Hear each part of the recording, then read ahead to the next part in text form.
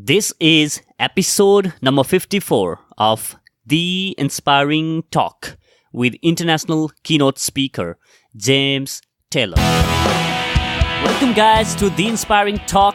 My name is Vijay Gautam. I'm host for this show. Each week I interview today's most successful and inspiring personalities to help you realize your inner potential.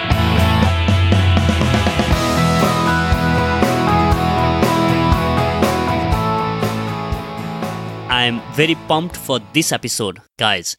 James Taylor is an international keynote speaker, author, and an entrepreneur. He travels around the globe to speak about creativity and innovation. As the founder of C School and host of the Creative Life podcast and TV show, he has taught hundreds of thousands of individuals in over 120 countries through his online courses, books, videos, and keynote speeches. James also organizes many international virtual summits on topics ranging from creativity to book writing and professional speaking.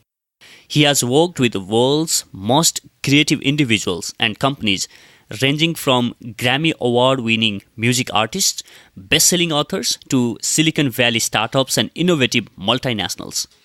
He is an in-demand creativity expert. He has been featured in countless media outlets and was the subject of a 30-minute BBC documentary about his life and work. On this episode, we talk about how can you unlock your own creativity, how an organization can leverage creativity of their employees, resources and tools James uses to put together his virtual summits, and much more. Before we jump in, guys, make sure to subscribe to the Inspiring Talk podcast on your favorite podcast app by searching for The Inspiring Talk. Now, without further ado, let me welcome the one and only James Taylor.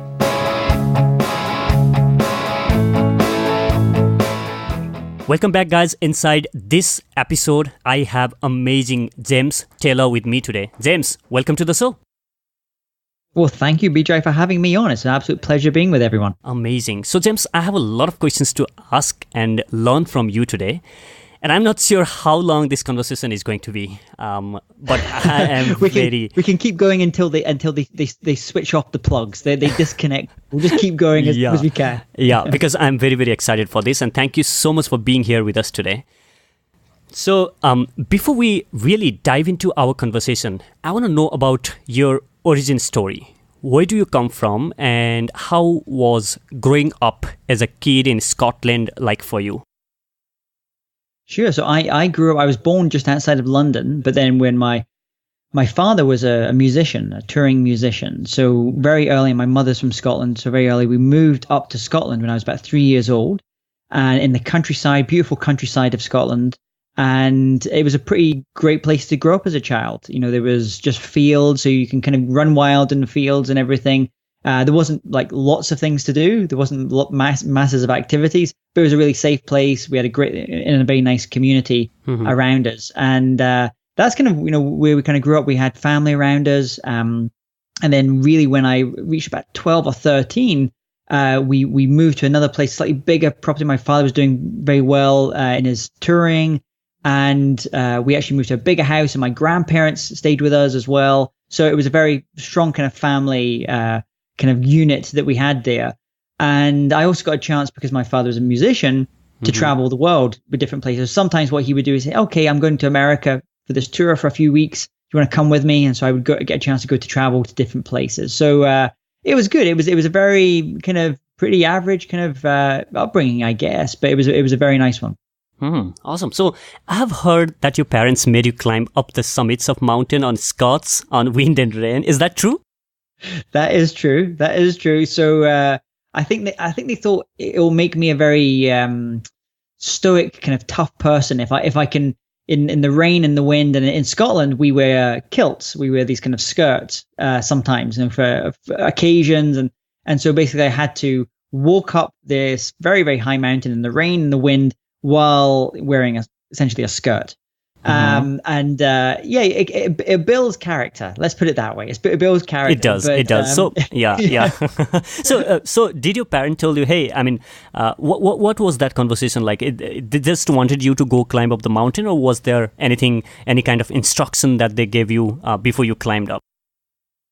Well, I think it's just one of these. When you live in the countryside where we lived, we had mountains all around us, so they were all there. I think it would have been if I'd grown up in a city, it would have been more challenging because it would just seem more dangerous. For me, it didn't feel like a particularly dangerous thing to do. It felt more dangerous if someone had parachuted. My parents had taken me to the center of London or Paris or Delhi, for example, put me in the middle there when I was 10 years old.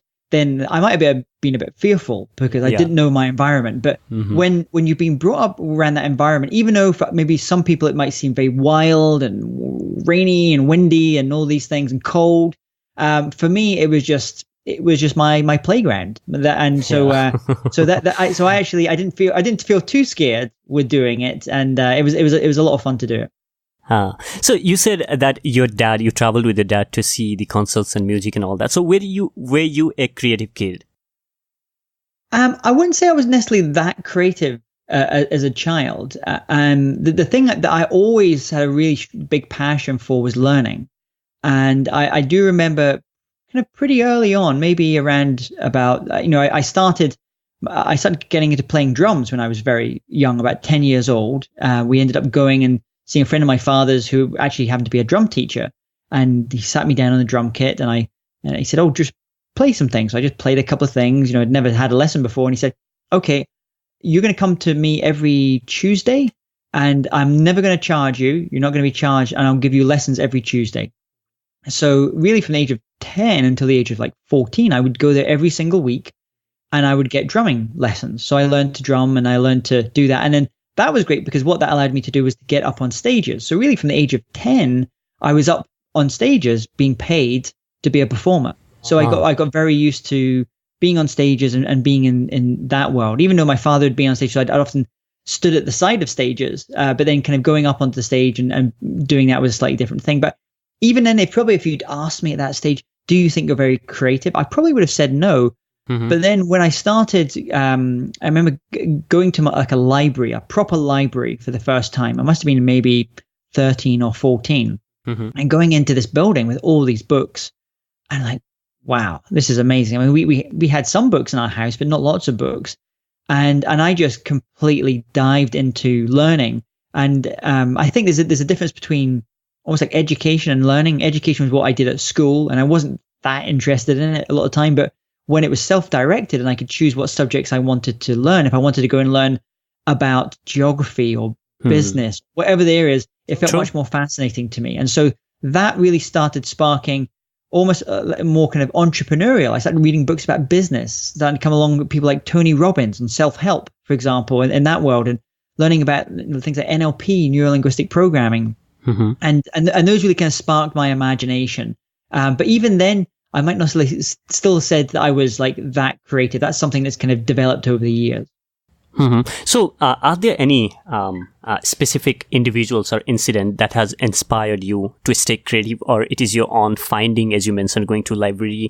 What was that moment? Because as a kid, we all are creative, but when you grow up, it dies. And there are several reasons to that from people around us, and we ourselves losing faith on ourselves. So what has inspired you to stay creative throughout your life? I think one of the big things, and this has been a gradual awareness and an awakening of this, is and people like Frederick Harron, who's a great speaker, talks about this a lot.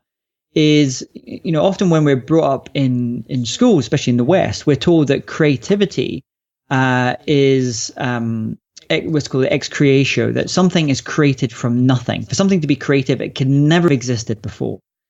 And that's not really true if you think about it. It really, in Latin, is actually what's called create ex materia.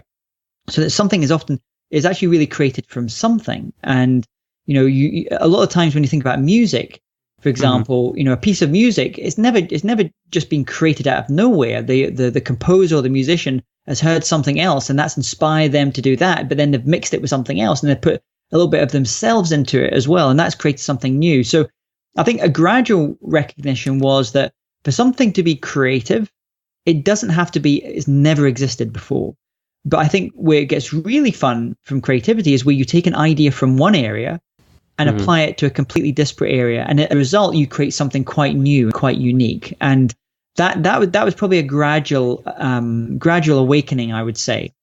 I think the other big area was probably around more performing, and it wasn't necessarily performing as a musician, but when I was maybe 15, one of my English teachers got me into this idea of doing public speaking, and in that case, it was debating, which is I guess is a type of public speaking. It was very adversarial, so we would do mock trials, like legal mock trials. And we went to like actual law courts, and we kind of did mock trials there.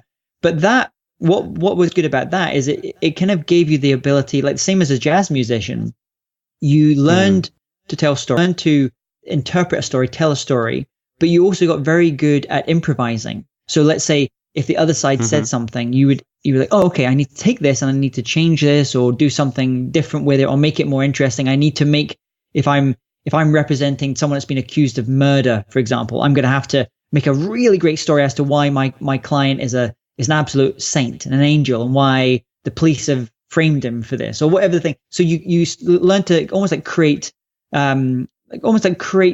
versions of stories, I guess. And I really kind of got into doing that. Now, obviously, with law, that's why I probably never became a lawyer, is because I like telling stories more than I like. It was the law is a slightly different thing, but when you get up on stage as a keynote speaker, I love being able to see something that really inspires me and then find a story in there and then tell that story to other people, give them some lessons, and then hopefully inspire them. And also, I really love the idea of you saying taking something from totally different area and applying that to different area or aspect of that life. And that reminds me of Steve Jobs going to the handwriting or that class, calligraphy, and calligraphy class, and that totally disrupted the industry on the iPhone side, right? So, yeah. So on one of your keynotes, you have said 54% people in US, 45% in UK, and around 27% people in India consider themselves creative. So how can one eliminate the doubts that they have about themselves for not being creative? Or maybe how can they unlock the hidden creativity that each one of us have within ourselves?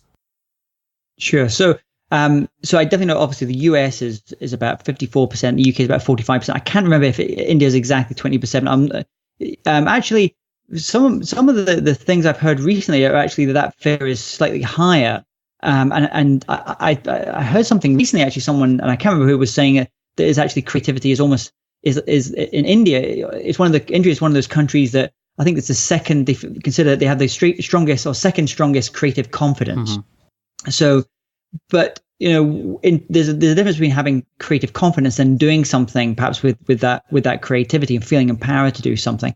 So I think you have to start from thinking and getting a recognition about what creativity actually is, and often that will happen because if you spend any time with a 4-year-old or a 5-year-old, you see that they are absolutely creative. They're creating. They're sitting there with their crayons and creating and being immersed in a flow state and creating something. It's wonderful to watch.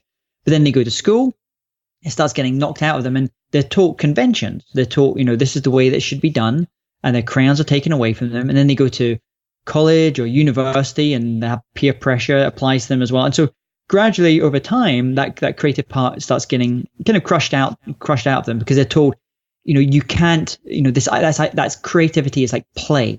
Well, there's a kind of a difference between play and playfulness. And I would say some of the most creative people, whether that's entrepreneurs, business people, artists, whatever the areas, are very playful in their approach to things. So I think as an adult, you can still remain playful. It's not, you can become childlike, not necessarily childish. Yeah. So first thing is recognizing that creativity is something that we're all born with. I absolutely believe that. And it's something that often gets knocked out of you. And so if you're one of that, whatever percent, who do not consider themselves at this stage that you're creative, it's first recognizing that it was there. You just kind of got lost along the way. Yeah. And so you now have to kind of reclaim it. And then when we start talking about how do we reclaim that creativity, I mentioned that idea that if you think about, first of all, that creativity is not this idea that has come absolutely from nothing, but it can also be things you can put together. Then there's different levels of creativity. Yeah, so you have different levels of creativity. For example, we often talk about small C creativity and big C creativity. So a big C creative is someone that does something that's new and novel and changes the domain in which they work. So Steve Jobs, big C creative, he changed the domain of technology. Einstein changed the domain of technology, for example. You've got these people that have changed, the domain. But, my cat, I have a cat, and it's always bringing in little rodents and insects and things into the house. And it's always coming up with very ingenious ways of bringing in mice into our house. But it's not changing the domain of capturing things, capturing mice, or looking or dealing with rodents. So wherever you are, you're going to be on a scale, often at different points in your life. On sometimes it's small C creativity because you go and make that amazing meal, you make that amazing dish at home, and it doesn't change the culinary world, but it's creative, and you've taken this thing from that and you've created something. That's fine.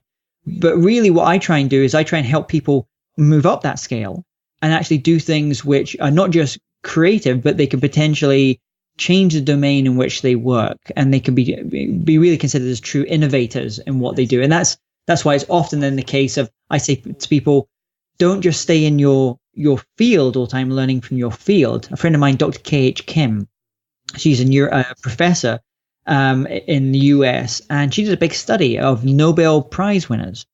And what she found is the top prize winners, they are boundary crossers. Mm-hmm. So they will take an idea from one area and apply it to another. So they might be very good. For example, Richard Feynman, physicist, very good. He learned about one particular area, but then he also got into some other areas, which are kind of outlying areas. And then he applied it into what he did. And he came up with ideas that no one just on their own would be working on. So I would encourage if you're working in your business and you're looking to come up with in your area, you're looking to come up with new ideas and be more creative in it. Don't just follow those people who are your peers in your industry. Try and look a little bit broader. Go to art exhibitions. Go and see what's happening in technology. Read widely, because often there'll be ideas that will spark from those areas. Yeah. And you might not necessarily think, wow, that's really creative, because I've just taken one idea and applied it into this field that I know a lot about. But actually, that is a creative endeavor. Yeah, a lot of insights there.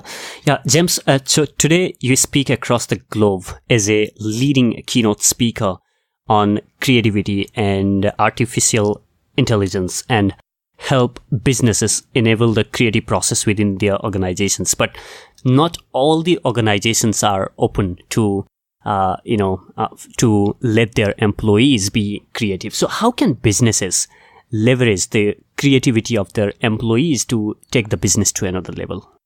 Yes, that's a great question. I mean, there's often what you will find in a lot of big organizations is the C-suite, the senior managers, they will recognize the value of creativity. In fact, there was a big study done recently by, I think it was Boston Consulting Group, that found that creativity is in the top 3 strategic priorities in large organizations now. In fact, they did another study, I think it was IBM, interviewed 2,500 corporate leaders, and they said that creativity is the number 1 skill that they're looking for now, in their senior leaders. So at the higher level, they recognize that. The problem then becomes is as you get further down into an organization, where they want to do things obviously in a more routine way, and sometimes those kind of creative ideas get knocked out of things. So there's a number of things that you can do there. Probably the biggest impact that you can have is really setting up the environment, and setting up the conditions for creativity to thrive. And I'll give you a couple of examples of how you can do that. You need to find areas where people can collaborate. We sometimes call this a third space. So often we have the place that you live and your home, and then you have your work, your office desk, for example, or your cubicle, wherever you're working. And Now, these are the home and work, but you often, in order to do really creative work, you kind of need this other place, often called a third space. And it's not quite your home, and it's not quite your work. And the smart companies, what they do is they set these up in the building. So you'll often find in places like in Google offices, they will have lots of little places where people can congregate, mingle, spend time together, maybe people from different departments.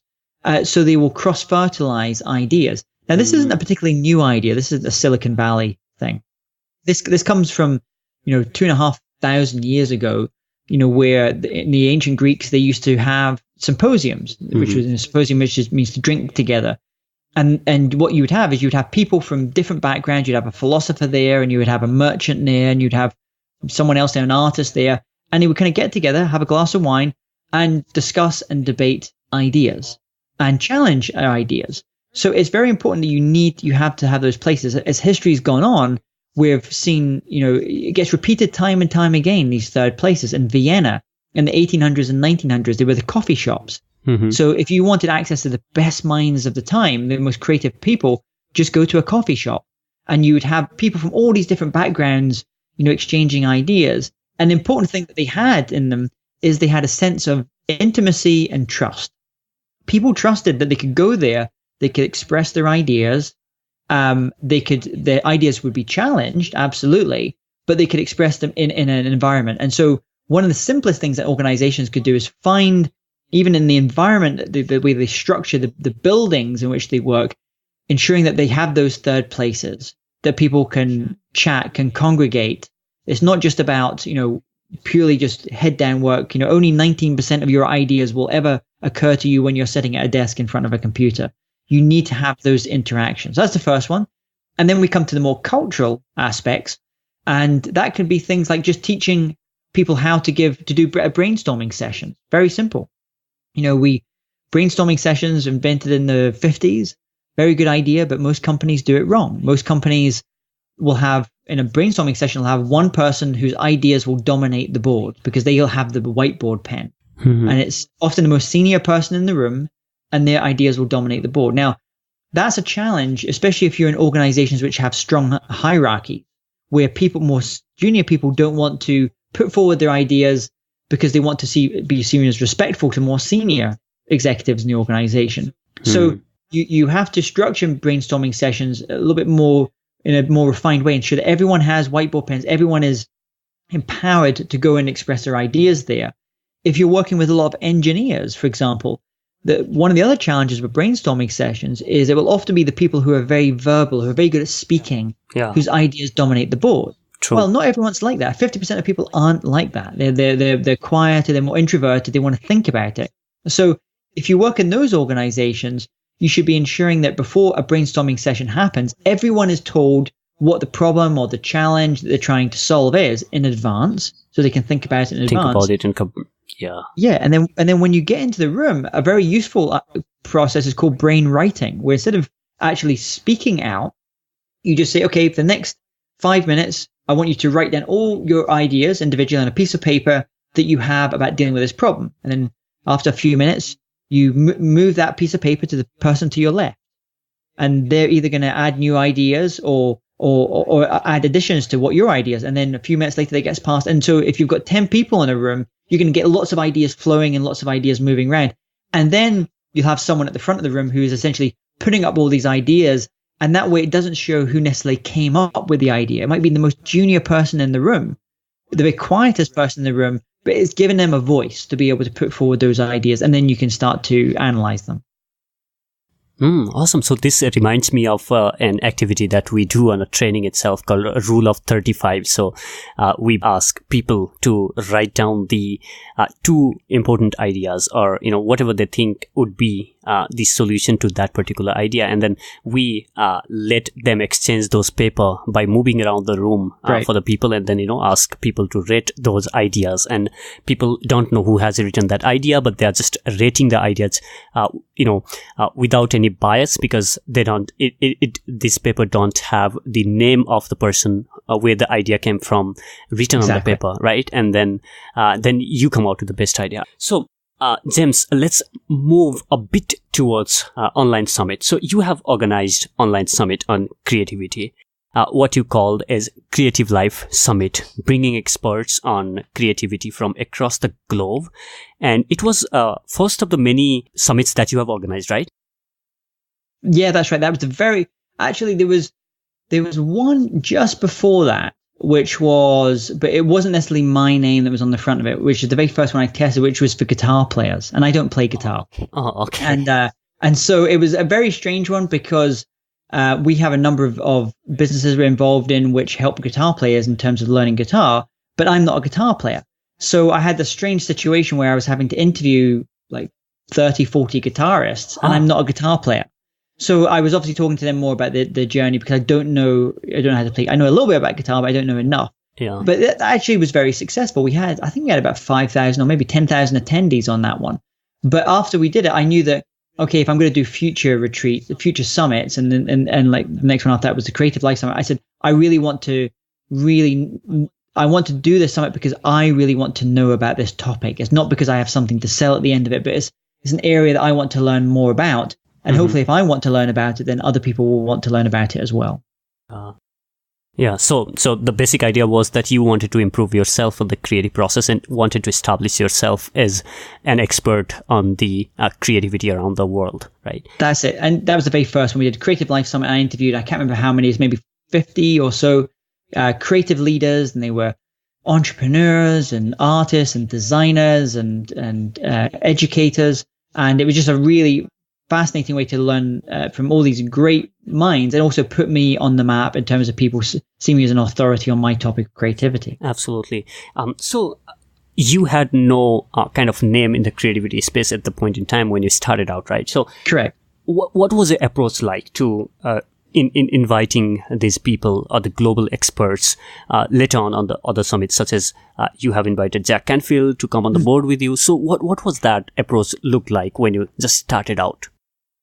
I think it's one of those interesting things. I think obviously there's more and more summits being created now. I think initially at the start, and this is why I'm always very keen, before I even do an interview or we decide to do an interview with a guest, I said, just give me 15 minutes for a call. And on that 15-minute call, the first thing, I don't tell them like what the thing is, what the summit is. I don't tell them all the different aspects of the summit and what's required. I start with the why. And I say, this is why I'm doing this summit. In the case of International Speakers Summit, I was doing it because I wanted to learn how to become a great speaker, and I wanted to learn from the best speakers in the world. Absolutely. And that's why I was doing it. That was first and foremost for me. So when you have that conversation with someone, it doesn't matter how experienced they are as a speaker, they recognize themselves in you because they were also on that journey at some point in their lives. And then they're going to go, oh, okay, well, I get it now. It's not a big, it's not a big, huge financial thing. This is because it's a way of dispersing this knowledge and helping more people at scale. And so once you kind of have that conversation, then obviously you're going to get a certain percentage will say, no, it's not for me. And that's fine. It's very small percentage, maybe 5-10%. But the vast majority say, yes, let's do it. And then it's an interesting thing that happens is whenever I interview a guest, I'll always ask at the end, who else should I interview? Who else would be a great person to have on this site? And usually you will get two or three recommendations. Say, I've got to introduce you to Sue, or I've got to introduce you to Ritu, or I've got to introduce you to someone else. And that will help build it for me, and it gets its own momentum going, really. How do you initially market the summits like this, or how do you make sure that this reaches to the kind of audience that you are targeting to?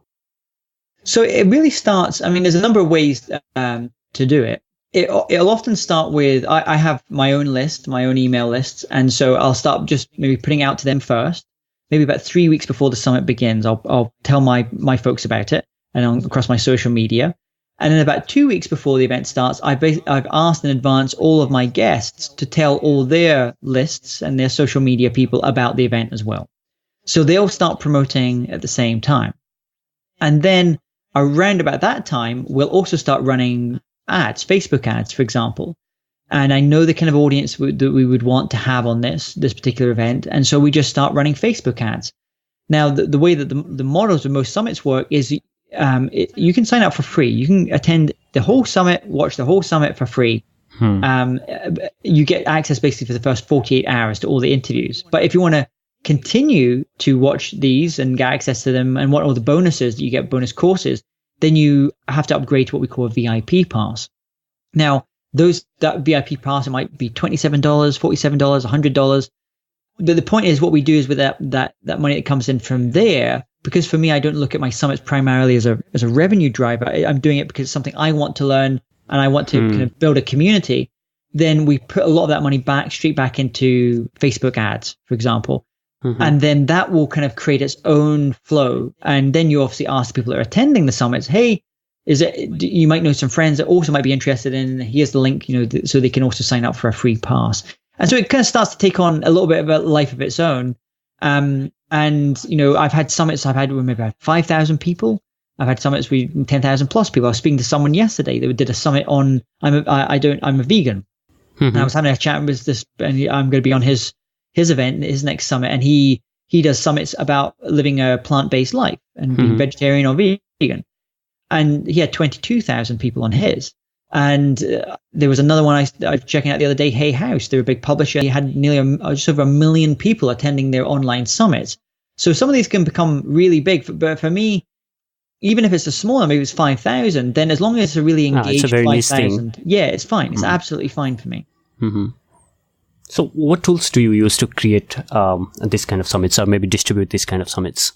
So the main tools I use are Entreport, which is a great CRM. It helps me keep all the data, all the information together. It also allows me to create all my pages and affiliate programs from that as well, and be able to take credit cards and things like that. We also use Vimeo for our videos. That's really simple. And then we have people that upgrade to a VIP pass. We host those in a slightly different area because we have a lot of bonus courses in there as well. And we use a system called Kajabi for that. Our good friends, the folks at Kajabi. And so between those are the main things we do. We use really, and it's the technology is not that scary really. I don't consider myself a technologist. I've got my microphone here. I've got a camera, a little HD camera on my computer here. I've got my computer. That's it. You need maybe something to edit the videos and something to record them, which is like $20 or from Skype.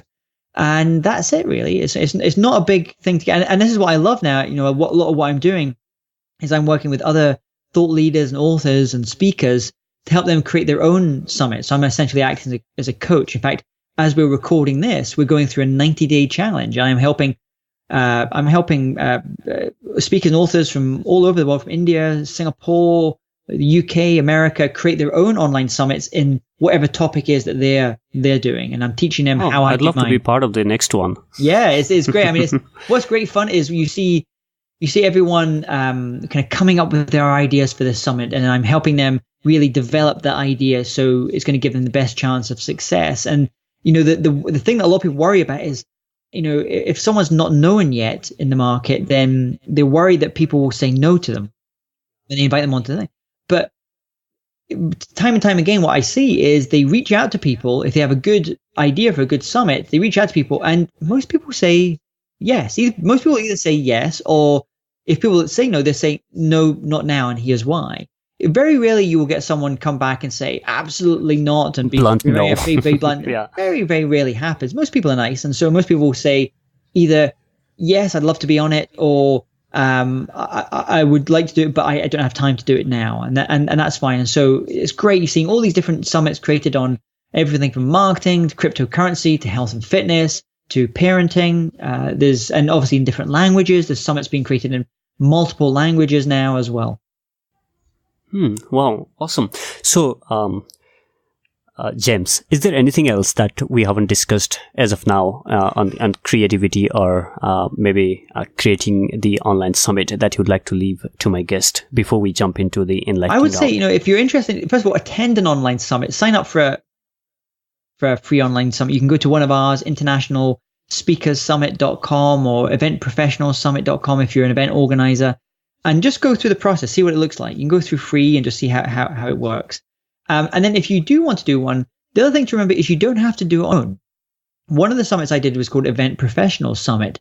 And I actually, a friend of mine, Erin Gargan, who's a speaker in California, we basically divided up the work. So she did half the interviews, I did half the interviews, because she was very well connected with certain people in the US. I'm more connected with people in Asia and India, and obviously in Europe as well.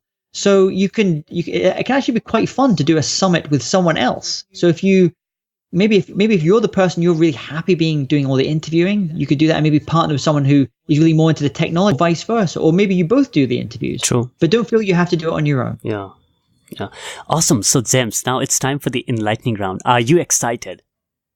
I am very excited. Very excited indeed. Awesome. So James, you inspire a lot of people across the globe through your keynotes and summits. What inspires you to do everything that you do? I would love to tell you it's some big mission or big purpose or big plan or something, but that's not what inspires me. What inspires me is just doing the work.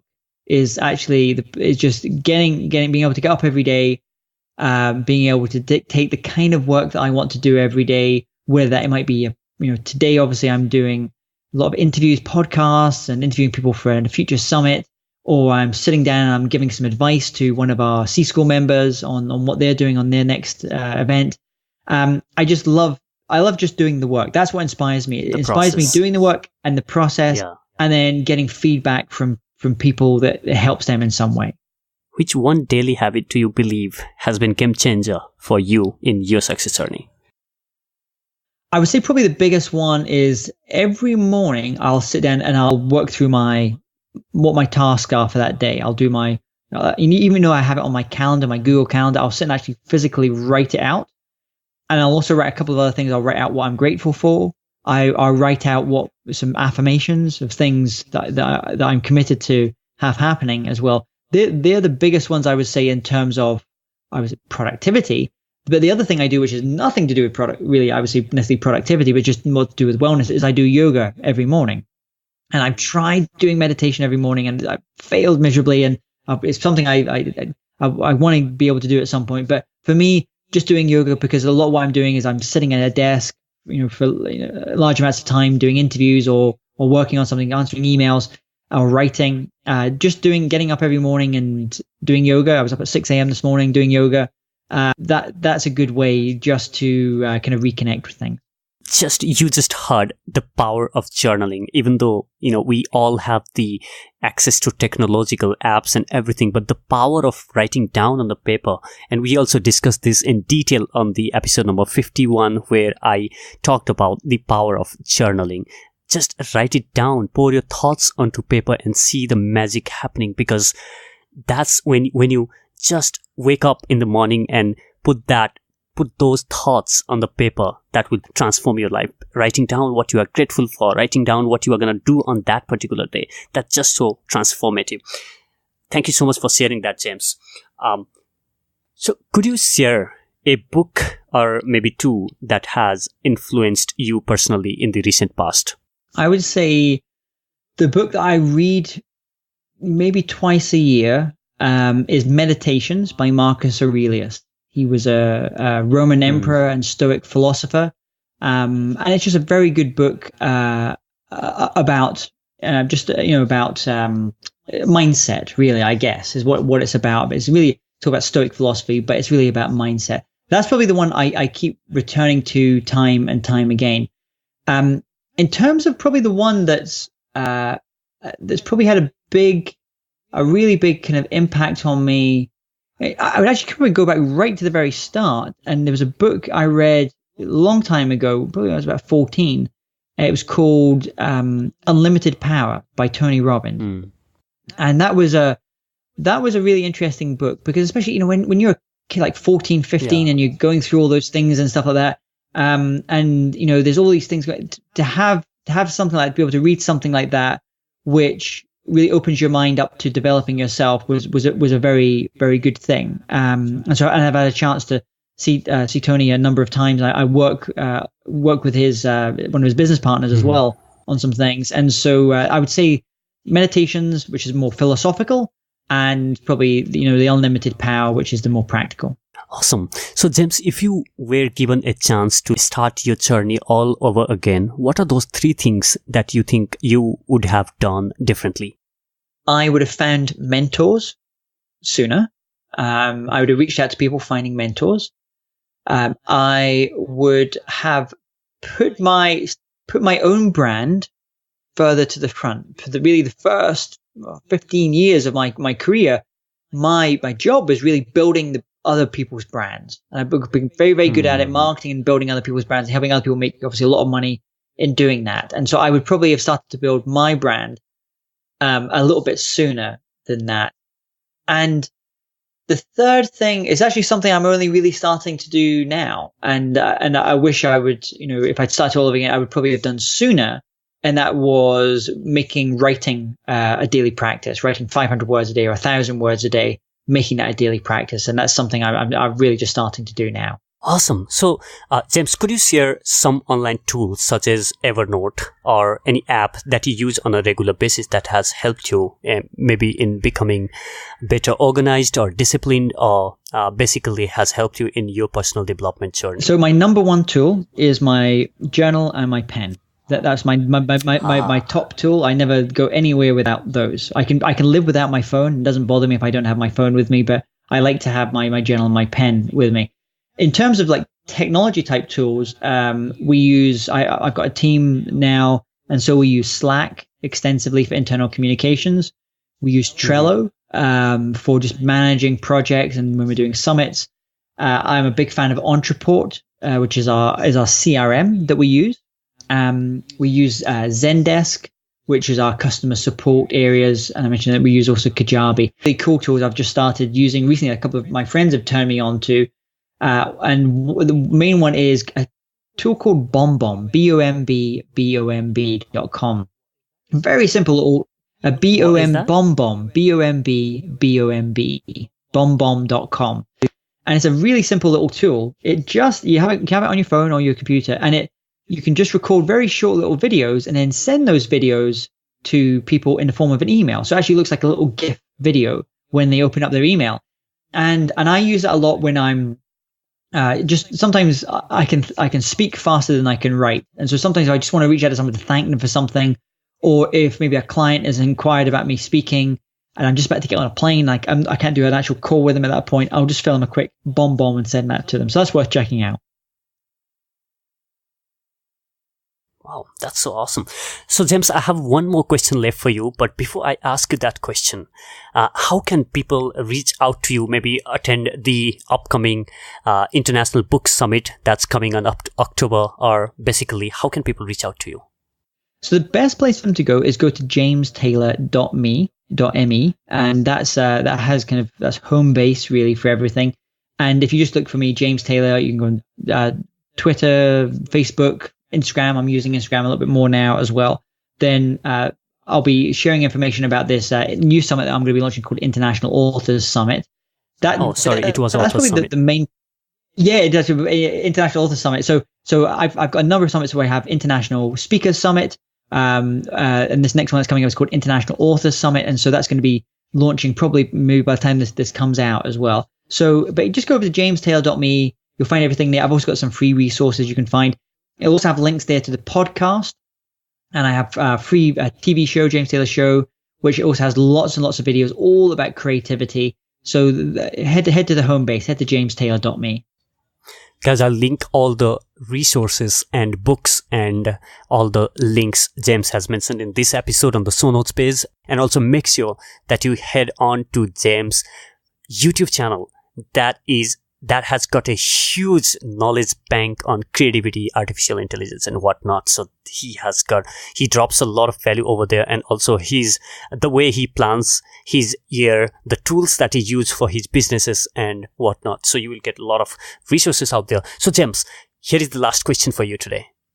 So imagine that you are standing on the stage of the biggest arena ever built in the history of the world, and every single seat on that arena is filled, and there are millions of people sitting on that arena looking at you and listening to you very, very, very carefully, and you have to share the most important lesson that you have learned in your life, and you only have got 1 minute of your time, what would be your message? That's a difficult one. 1 minute to share a message which will change people's lives. I would say it's not a topic I really speak about on stage, but it might be something if I only had a minute and maybe after that point I was no longer going to be around. It would probably have to do something with being gratefulness. And so being grateful for what you have, wherever you are in your journey, being very grateful for that, the people that you have around you, being grateful for them.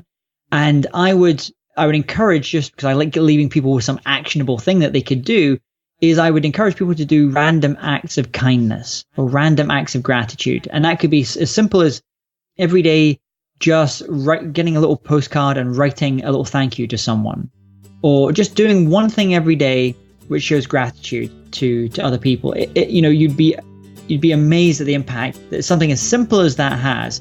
So if there's a few 100,000 people in that auditorium, and if everyone does that, everyone goes away and the next day they do a little random act of gratitude or a random act of kindness, then the ripples will definitely go out from there. Be kind. It has been phenomenal. Thank you so much for being on the show, James. It's been my absolute pleasure speaking with you today. Thank you so much. I appreciate that. Guys, you have it there. theinspiringtalk.com/5454. I hope you learned something or got some inspiration. If you did, make sure that you share this episode with your friends and family on Facebook, Twitter, and Instagram. Help me in spreading these amazing insights James has shared on this episode. You can find all the links and resources mentioned on this episode by visiting theinspiringtalk.com/5454. That is theinspiringtalk.com/5454. Thank you so much for listening. I'll catch you in the next. Now, go out there and do something inspiring.